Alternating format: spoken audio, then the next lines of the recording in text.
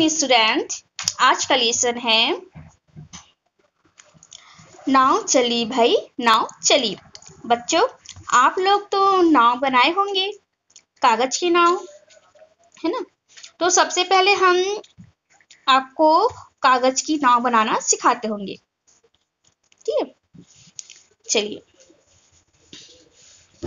देखिए आपके बुक में नाव बनाने के तरीका बताया हुआ है ना, स्टेप बाय स्टेप, ठीक है। आइए हम कागज की नाव बनाना सीखते हैं। अब देखो यहाँ पे कागज है का पहला स्टेप दिया हुआ है, इसको फोल्ड किए हैं, है ना। फिर ये दूसरा फोल्ड है ना, ऐसा फोड़ेंगे, ऐसा मोड़ देंगे फोल्ड। फिर ये दूसरा, ये तीसरा स्टेप, चौथा, पांचवा, है ना, छठवा और ये सातवां स्टेप, है ना। आप लोग को आता होगा नाव बनाना कागज का। चलिए, यहाँ पे मेरा क्लास 3 का, है ना, कक्षा तीसरी का बच्चा है, वो आपको नाव बनाकर दिखाएगा। इधर आ बेटा।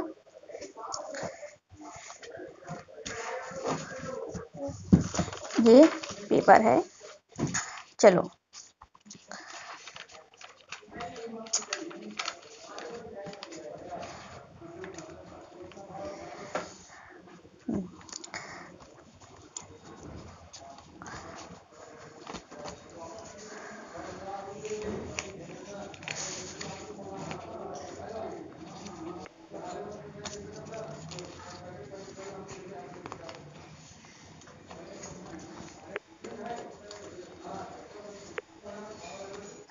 आराम से बनाओ बच्चा।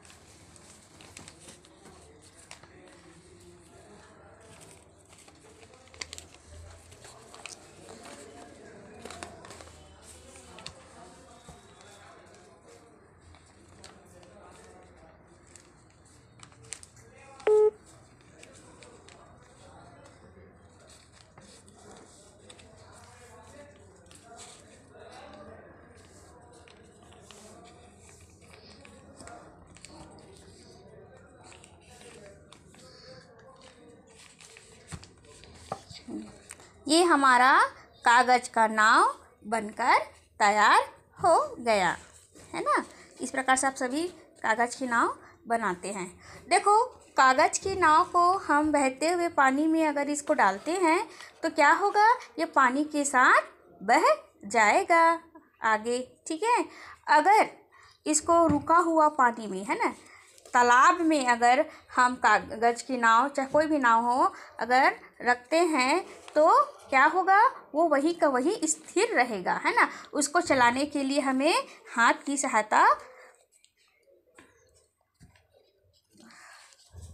हम हाथ की सहायता लेनी पड़ेगी। देखो, है ना, देखो, बहता हुआ पानी में नाव आसानी से चले जाएगा, बहते हुए, है ना।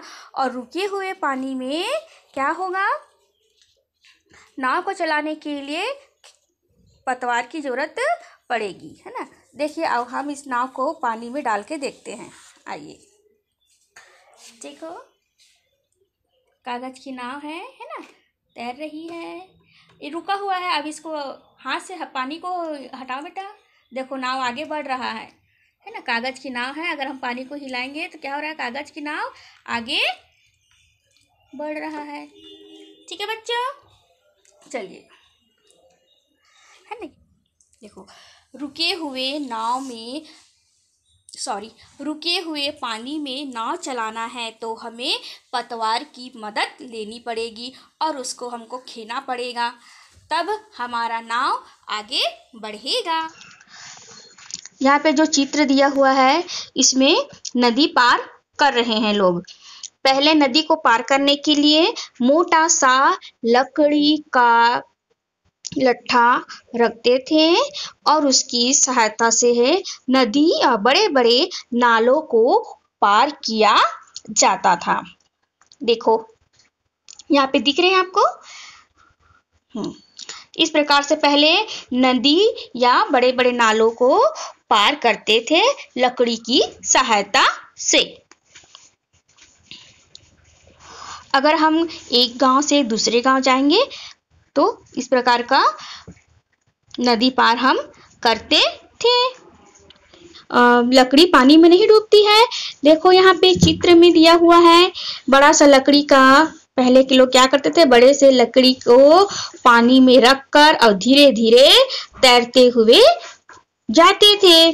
देखो पहले ऐसे नदी को पार करते थे। देखो बड़ा सा मैं आपको चित्र कर दे रही हूँ। देखिए बड़ा सा लकड़ी में मनुष्य बैठा हुआ है और धीरे धीरे उसको है ना पानी को हिलाते हुए धीरे धीरे पार कर रहा है। इस लकड़ी की सहायता से नदी पार कर रहा। ठीक, इसके बाद पहले हम एक लकड़ी की सहायता से नदी पार करते थे, लेकिन उसमें बहुत टाइम लगता था, समय लगता था। धीरे धीरे हम लकड़ी से नदी पार करते थे।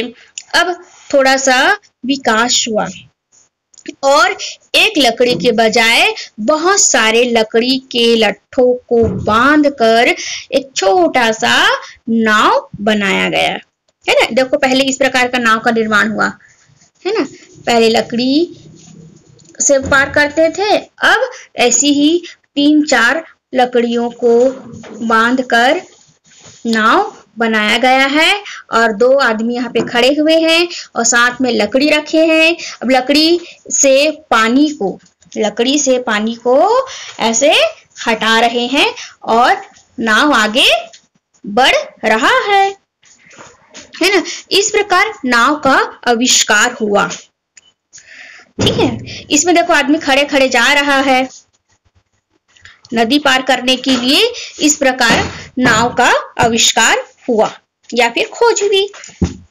इस प्रकार लोग आने जाने लगे।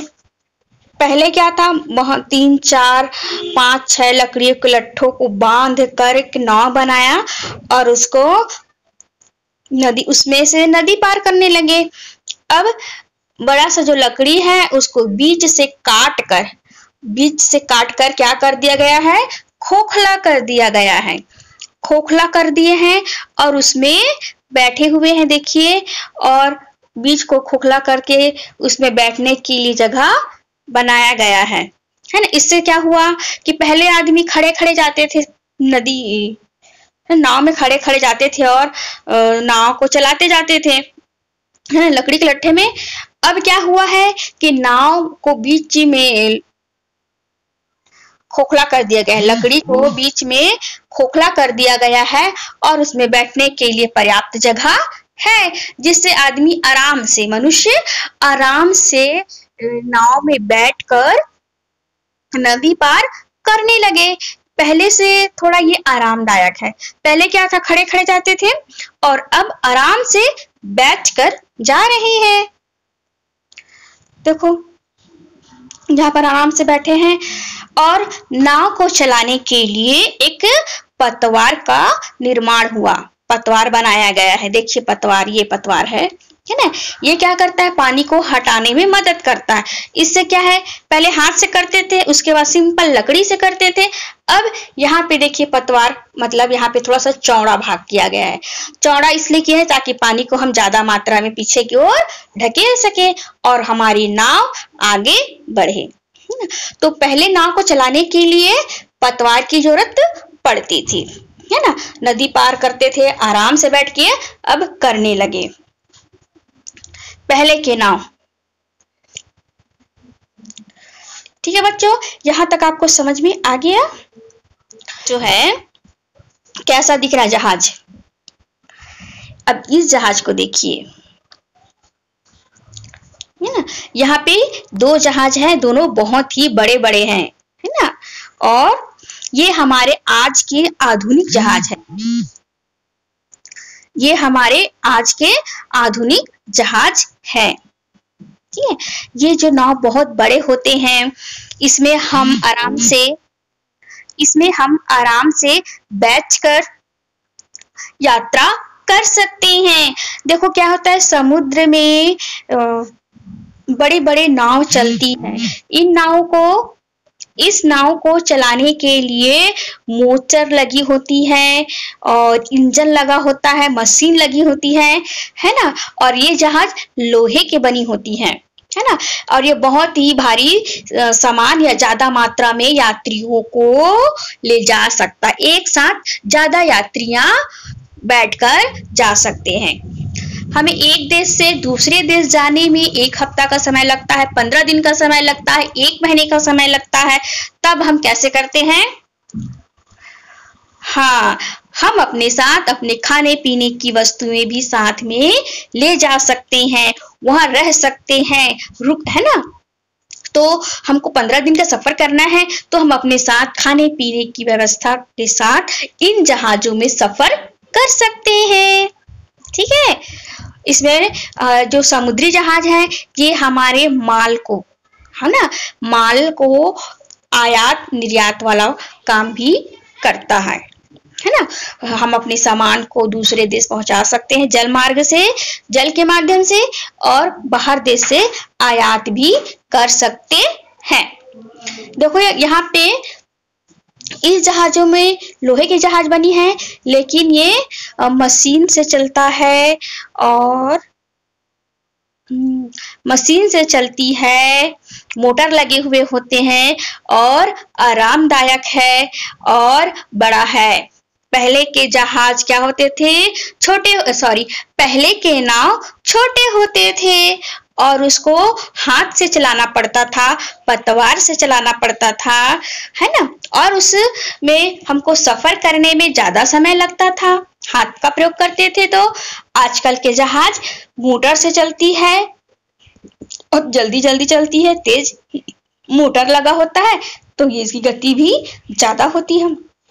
कम समय में हम ज्यादा लंबी यात्रा तय कर सकते हैं ऐसे जहाजों के माध्यम से, है ना। हम एक देश से दूसरे देश के संपर्क में आ गए हैं और इससे हमारा व्यापार भी होता है, व्यापार में भी मदद मिलती है। पानी जहाज से, जहां पे सड़क मार्ग उपलब्ध नहीं है, वहां पे हम जल मार्ग का उपयोग करते हैं। ठीक है बच्चों, तो आज हमने सीखा नाव बनाना और नाव का उपयोग। ठीक है, पहले के समय में मनुष्य लकड़ी की सहायता से नदी पार करता था, फिर धीरे धीरे उन्होंने नाव बनाना सीखा, फिर उसने लकड़ी को खोखला करके नाव बनाया, जिससे वे आराम से बैठकर एक जगह से दूसरी जगह जा सकते थे। उसके बाद धीरे धीरे आधुनिक जो आजकल की नाव है उसका आविष्कार हुआ और नाव में मोटर लगाया गया, है ना। इंजन की सहायता से अब बड़ी बड़ी जहाजें चलने लगी हैं, जो जिससे हम एक देश से दूसरे देश के संपर्क स्थापित कर सके हैं और व्यापार में भी हमें बहुत मदद मिली है ना। व्यापार का भी काम होता है जल मार्ग से। और पहले छोटे जहाज को स्टीमर कहा जाता था, स्टीमर, पनडुब्बी और नाव का उपयोग होता था पहले नदी पार करने के लिए, है ना। ठीक है बच्चों, आज के लिए अब हम यहीं पे अपना जो क्लास है समाप्त करते हैं। ठीक है, ओके।